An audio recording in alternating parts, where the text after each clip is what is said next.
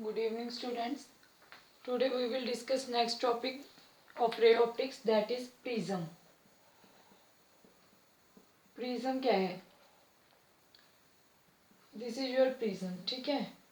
Prism को आप define कैसे करेंगे? ये एक होमोजीनियस ट्रांसपेरेंट रिफ्रैक्टिंग मीडियम है जो कि बाउंड हुआ होता है at least two parallel plates, two non parallel plates inclined at some angle. Prism को आप कैसे डिफाइन करोगे?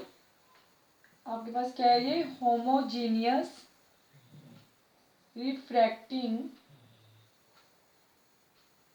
Homogeneous transparent refracting medium bounded by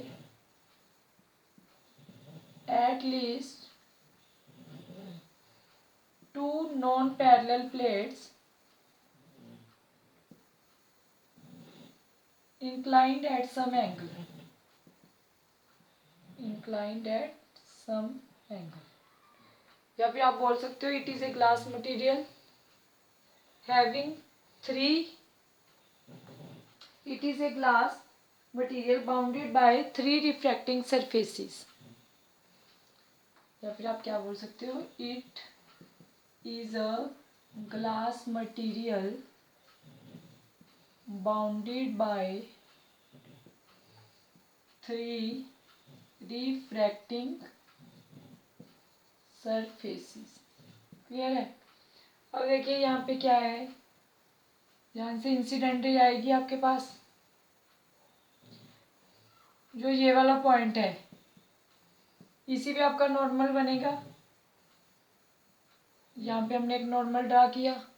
अब रे रेयर टू डेंसर मीडियम जा रही है, so it bend towards the normal, normal की तरफ बेंड होगी. तो ये ऐसे कैसे बेंड हो गई? ठीक है. अब इसका जो नॉर्मल है वो यहाँ पे बनेगा, यहाँ पे नॉर्मल बना. अब रे डेंसर टू रेयर जा रही है, so it bend away from the normal. ये यहाँ पे कहीं बेंड हो जाएगी. So this is your incident angle and this is your emergent रे. अब यहाँ पे angle refracted, again this is refracted angle. अब कईयों के माइंड में आ रहा होगा कि this is the incident ray और दिस इज द रिफ्रैक्टेड रे. वो भी ठीक है कि ये इंसिडेंट का काम करिए, अब ये रिफ्रैक्टेड का. बट मैंने R2 अंदर इसलिए लिया क्योंकि यहाँ पे R1 है, यहाँ पे R2. मैं क्या चाह रही हूँ कि रिफ्रैक्टिंग सरफेस अंदर की तरफ हो. ठीक है. देन आप इसको आगे एक्सटेंड कीजिए और इसको कंप्लीट कर लो. ठीक है. लेट यहाँ पे आपके पास कोई पॉइंट है H. अब देखिए जब आपने इस रे को एक्सटेंड किया और इस वाले रे को एक्सटेंड किया, यहाँ पे जो एंगल बन रहा है this is your angle of deviation, that is del. जो ये वाला एंगल है लेट इसको नेम दे लो 1, और ये वाला जो एंगल है let this is your angle 2. अब देखिए जो क्वाड्रिलेटरल है आपके पास ए पी एच क्यू, इसके सभी एंगल्स का सम कितना होगा? 360. और आप क्या लिख सकते हो? इन क्वाड्रिलेटरल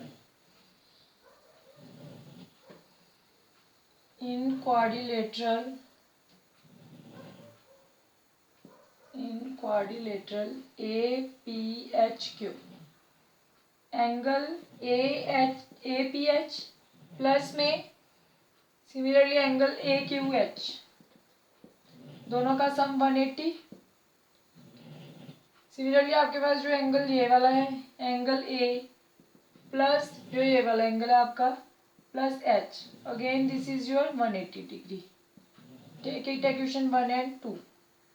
अब अगर हम इस ट्रायंगल की बात करें P Q H, in triangle P Q H, इसमें angle R1 plus angle R2 plus angle H, again 180 degree. Triangle के सभी एंगल्स का सम 180. Take it equation 3.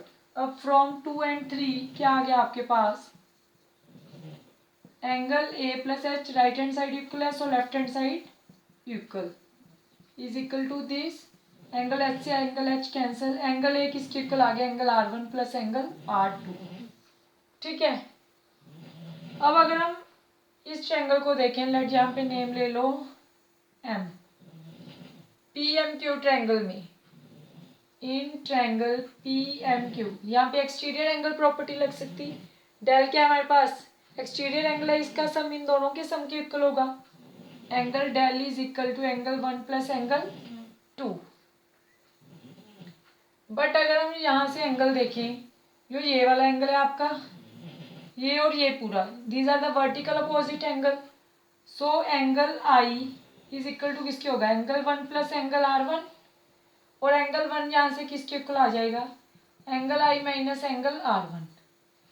सिमिलरली जो यहाँ से इमर्जेंट है आपके पास एंगल ई, ये दोनों भी क्या है, vertical opposite angle, angle E is equal to किसके है, angle 2 plus angle R2। Reason यहाँ पे लिख सकते हो वर्टिकल अपोजिट एंगल्स। क्लियर है, अगर ये आपके पास वर्टिकल अपोजिट एंगल्स हैं तो यहाँ पे भी क्या हो जाएगा आपके पास, एंगल 2 की वैल्यू निकाल लोगे, angle E minus angle R2 is equal to angle 2। अब यहाँ पे वैल्यू पुट कर दो, let take it equation 4, put in 4, अगर हम 4 में पुट करेंगे तो क्या आएगा, इसको हम रब कर लेते हैं ऊपर के स्टेप्स को, और देखिए यहाँ पे मैं लिख रही हूँ, यहाँ से मुझे ये वाला रिजल्ट चाहिए जो लास्ट में ये रिजल्ट आ रखा है मेरे पास।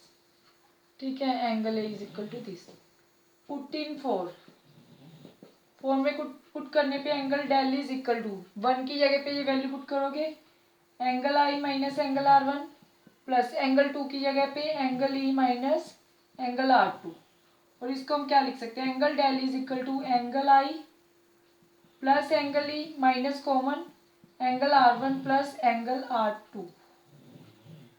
But angle R1 plus angle R2 तो किसके इक्वल है, this is equal to from 5, fifth question से R1 प्लस R2 तो एंगल ए के इक्वल है, सो यहाँ पे माइनस में एंगल ए, और angle del plus angle A is equal to क्या आ गया, angle I plus angle E, first result. अब क्या करो, अब हमने स्मॉल एंगल्स के लिए वैल्यू निकाली थी जब हम स्नेल्स लॉ अप्लाई कर रहे थे रिफ्रैक्टिंग सरफेसेस के केस में, अब हम वही चीज यहाँ पे करेंगे।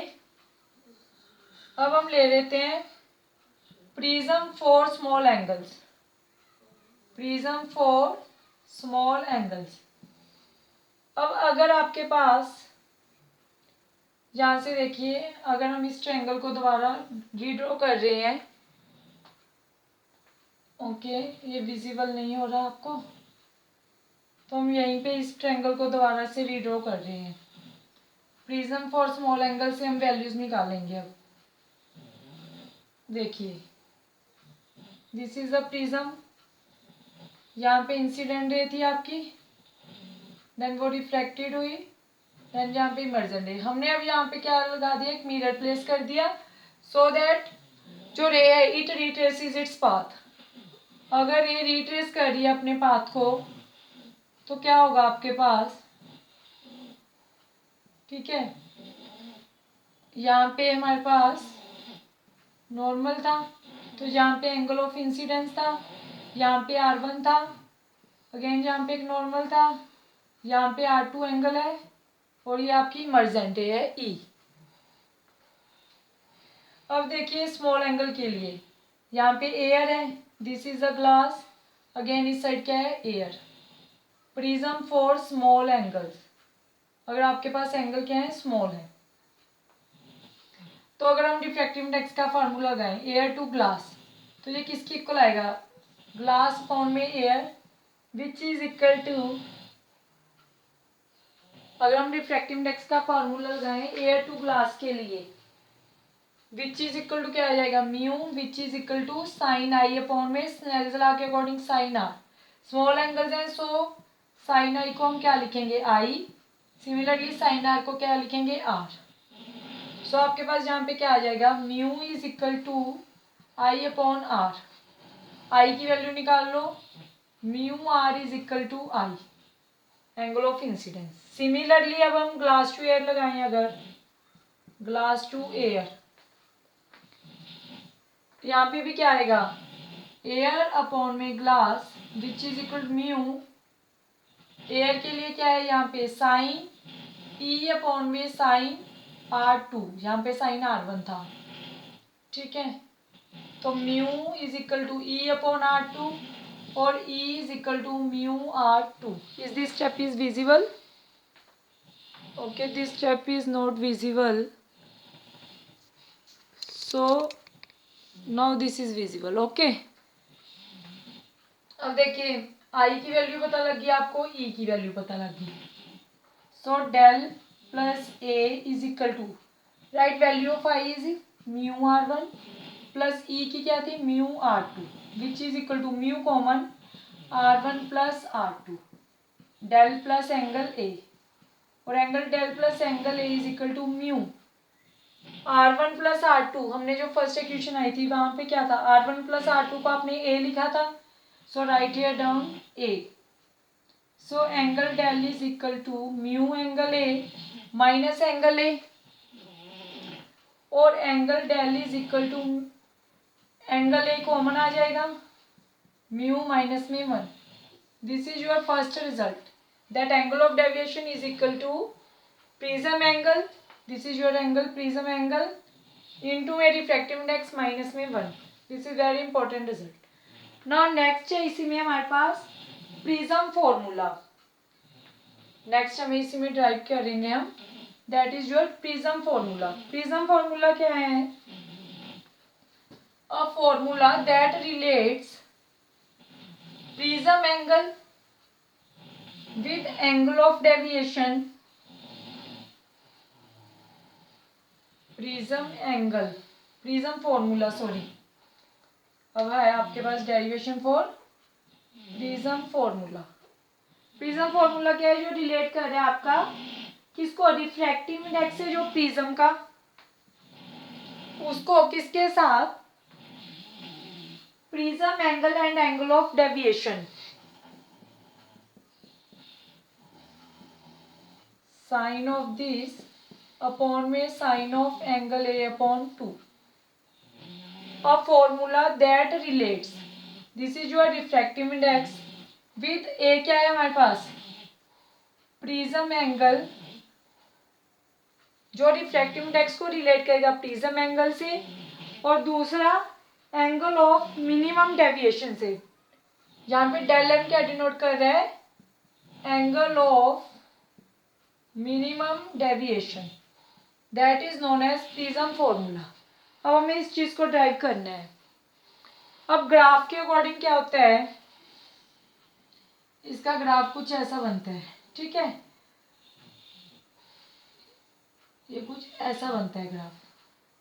इस पॉइंट पे क्या होता है, जो एंगल ऑफ इंसिडेंस है एंड एंगल ऑफ इमर्जेंट वो आपके इक्वल हो जाते हैं, तो एंगल ऑफ डेविएशन हमारा मिनिमम एंगल ऑफ डेविएशन के इक्वल आता है, ठीक है। ग्राफ से ये क्लियर है, variation of angle of incidence with angle of deviation, इस तरफ होता है आपका एंगल ऑफ इंसिडेंस, इस तरफ होता है angle of deviation, this is your graph. अब ग्राफ से क्या क्लियर हो रहा है, from graph it is clear that at minimum deviation, यहाँ पे आपका ये मिनिमम एंगल ऑफ डेविएशन है, उस पॉइंट पे क्या हो रहा है, एंगल आई है जो आपका एंगल ई के इक्वल है, डेल आपका किसके इक्वल आ रहा है, डेल एम के, एंड जो आपके पास एंगल R1 है that is equal to angle R2 is equal to angle of R, जो आपका R1 है वो आपका किसके इक्वल है, R2 के, और ये दोनों किसके इक्वल है आगे, एंगल R के, क्लियर है। अब इसके लिए हम डायग्राम बनाएंगे दोबारा से, वही प्रिज्म वाला डायग्राम जो अभी हमने डिस्कस की थी। देखिए अब डेल को आप क्या ले लोगे, डेल एम के इक्वल, बाकी सारी चीजें आपकी सेम रहेंगी। अब जो आपका पहले रिजल्ट आया था हम उसी रिजल्ट को यूज करेंगे, दैट इज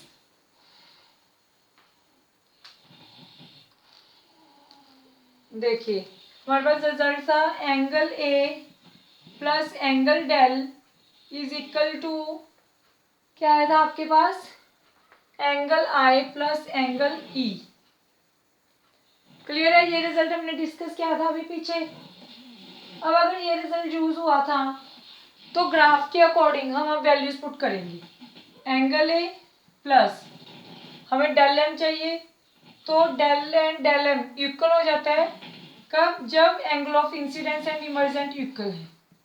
सो यहाँ से क्या आ जाएगा, A plus del M is equal to 2 angle I, और यहाँ से इसको हम लिख सकते हैं angle A plus angle del upon में 2 is equal to angle I. Clear है, जहाँ से हमने आई निकाल लिया। This is your first equation, take it equation number 1। Similarly second आपके पास एक रिजल्ट आया था, दैट इज हमने एक रिजल्ट ये भी डिस्कस किया था, angle A is equal to angle R1 plus angle R2। But इस केस में अभी हमने लिखा जब मिनिमम डेविएशन है तब R1 R2 R के इक्वल है। So angle A is equal to angle R plus angle R, और angle A is equal to angle R, और angle A upon 2 is equal to angle R। This is your second result. अब हमारे पास Snell's law के according ये आपके पास दो रिजल्ट आ गए, आई एंड आर। स्नेल्स लॉ के अकॉर्डिंग क्या होता है, जो रिफ्रैक्टिव इंडेक्स होता है वो किसके इक्वल होता है, sine I upon sine R. According to Snell's law refractive index क्या होता है, साइन आई अपॉन में साइन आर, और mu is equal to sine I की जगह पे हम क्या लिख सकते हैं, angle A plus del M upon में 2 अपॉन में साइन आर की जगह पे एंगल ए अपॉन 2। ये तो हमने प्रूव करना था कि हमारा जो रिफ्रैक्टिव इंडेक्स है वो किसके इक्वल है, रिलेट कर रहा है किसके, focal length and angle of minimum deviation. This is your prism formula. Okay, next topic हम टेलीस्कोप एंड माइक्रोस्कोप डिस्कस करेंगे नेक्स्ट वीडियो में। Thank you.